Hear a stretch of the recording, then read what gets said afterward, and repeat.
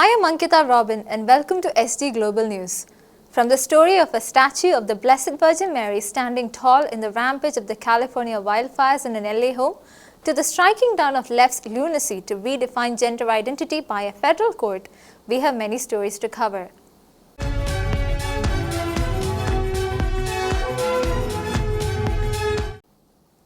Amid the devastation caused by California's wildfires, a remarkable story of hope has emerged. Rick McGay, a Corpus Christi church parishioner, returned to find his home completely destroyed, but a statue of the Virgin Mary passed on from his late grandmother miraculously remained standing amidst the rubble. McGay described the sight as a sign of faith and shared his gratitude during a special mass for wildfire victims, expressing hope for renewed appreciation for life's simple blessings. Amidst the chaos and destruction that the California wildfires are leaving behind, some residents are discovering signs that show that God's presence is with them always. Rick McGay is a Corpus Christi church parishioner who had to flee when the wildfires reached his doorstep and had to evacuate. On Wednesday morning, his son hiked up through the Will Rogers State Park to see what had become of their home of 26 years. The son confirmed their worst fears and sent back pictures of a house completely gutted by the raging fires. But looking through photos of the rubble, McGay was amazed when he saw the only thing left standing, a statue of the Virgin Mary installed outside in 1998 when they moved in. McGay told Angeles News that this was nothing short of a miracle and there was no way he could explain it. The statue belonged to McGay's grandmother, who passed away in 1997. McGay, who serves on Corpus Christi's Pastoral Advisory Council, attended the special mass offered by Archbishop Gomez yesterday for the wildfire victims and firefighters. After the mass, he said, quote, "I think we are all humbler today than we were before," end quote. McGay expressed hope that the calamity would give his family and parish community a greater appreciation for the smaller things in our relationships and not stuff. Los Angeles firefighters are in a race against time to contain the fires that have been ravaging the city since last Wednesday. County officials confirmed the death of 24 people and fear that the toll will rise as thousands are still missing. Rescue workers are on high alert as fierce winds are expected to pick up again later this week.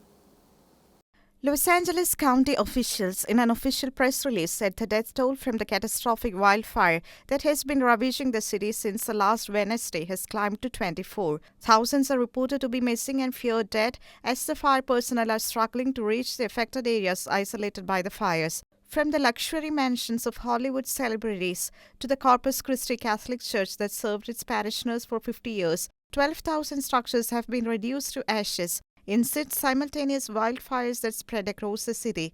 Despite firefighters' timely efforts, including precision water shots from aerial crews, the Los Angeles Fire Department has been struggling to contain the fires. U.S. President-elect Donald Trump tore into California state officials, especially Democratic Governor Gavin Newsom, for not issuing warning alerts before the outbreak of fire and also for not providing enough infrastructure to the city's firefighters. As the fires are showing, Catholic volunteers have been at the forefront in assisting the firefighters and also providing relief to the affected. Catholic organizations like Caritas and Catholic Charities USA have been crowdsourcing necessities like toiletries, hygiene products, and non-perishable foods to those affected and distributing them in various relief centers. Hundreds of Catholic churches and schools around California have opened their doors to serve the people whose houses have perished in the fires. The rescue workers are once again on alert as the weather forecasters in California are warning fierce winds to pick up speed again later this week.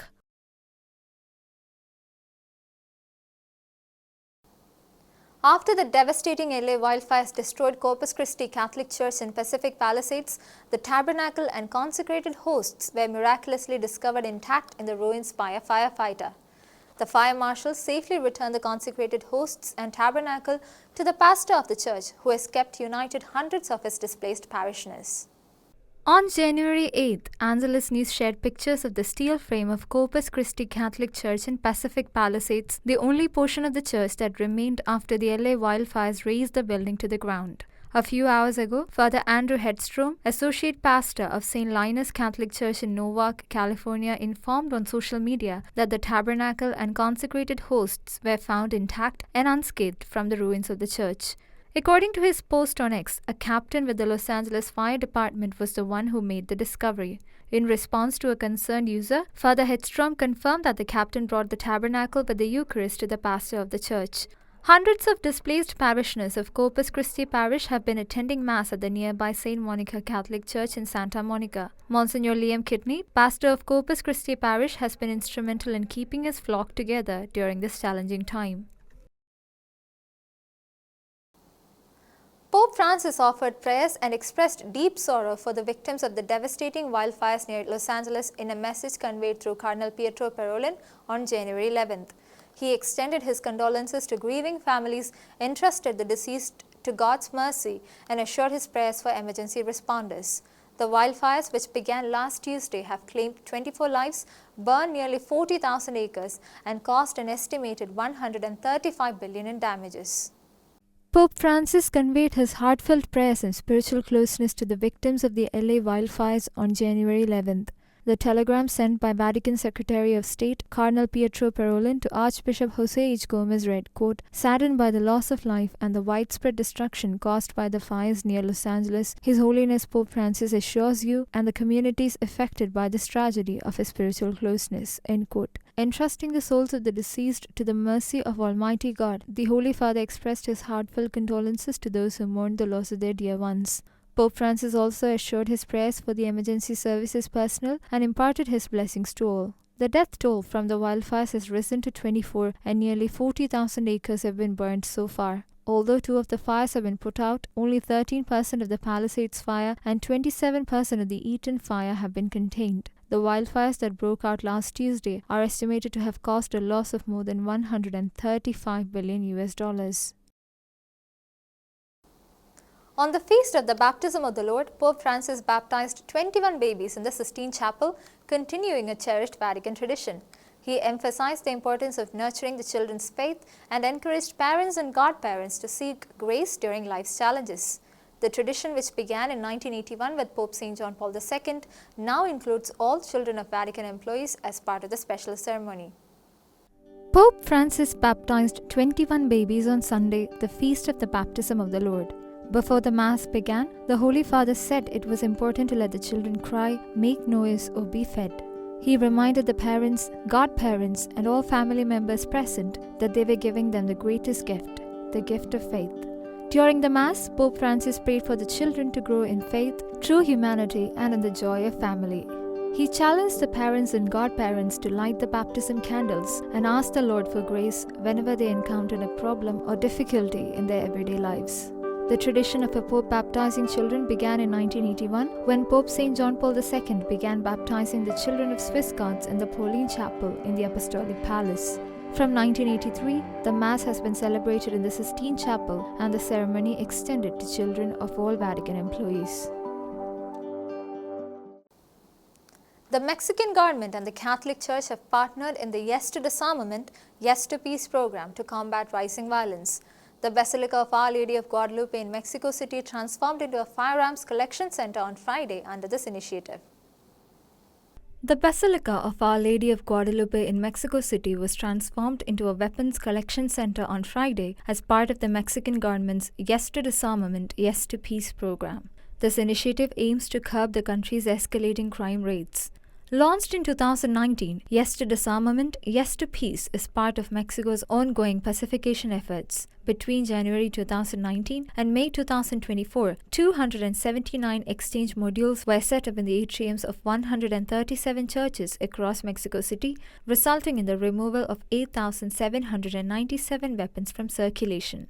Rosa Rodriguez, Mexico's Secretary of the Interior, emphasized that the program respects anonymity, stating that the origins of the weapons and the identities of those surrendering them will not be investigated. Father Jorge Gonzalez, the Catholic priest overseeing the program on behalf of the Church, told Reuters that disarmament is an essential step toward building peace. Mexico continues to grapple with violent crime, much of it fueled by firearms smuggled into the country. The nation faces over 2,000 homicides each month, the majority involving weapons illegally brought in from the United States. The Mexican government has urged its northern neighbor to take stronger measures to curb the flow of arms into Mexico. A federal court in Kentucky has struck down the Biden administration's attempt to expand Title IX protections to include gender identity, ruling the change unconstitutional and beyond statutory authority. Judge Danny C. Rees argued the rule could infringe on free speech and undermine state laws mandating gender-specific facilities. The decision, driven by a lawsuit from 6 Republican attorneys general, is seen as a significant victory for opponents of expanding gender identity protections. A federal court in Kentucky struck down the Biden administration's order to ban discrimination based on a person's self-asserted gender identity in K-12 schools and colleges. Judge Danny C. Rees, who struck down the rule, contended that it exceeded the statutory authority and violated the constitutionally protected right to freedom of speech, as it would chill speech related to gender ideology.